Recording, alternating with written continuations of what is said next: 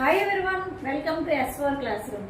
ఇక్కడ సెంటెన్సెస్ ఇప్పుడు మనం ఇంగ్లీష్ లో రాద్దాం. నేను చెస్ ఆడుతాను అంటాం. నేను చెస్ ఆడుతాను, దీన్ని మనం I play chess.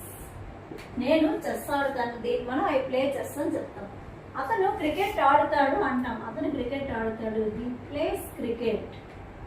He plays cricket.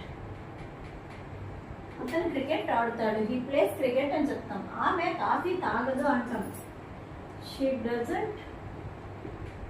doesn't drink coffee. She doesn't drink coffee. దీన్నే మనం she doesn't take coffee అని కూడా చెప్పచ్చు. ఇండియా చైనాకి సహాయం చేస్తుంది అంటాం. ఇండియా చైనాకి సహాయం చేస్తుంది, దీన్ని మనం India helps China. India helps China అని చెప్తాం. ఆమె చెస్ ఆడుతుంది అంటాం. దీనికి సమాధానం మీ కామెంట్ సెక్షన్ లో తెలియజేయండి. Thanks for watching.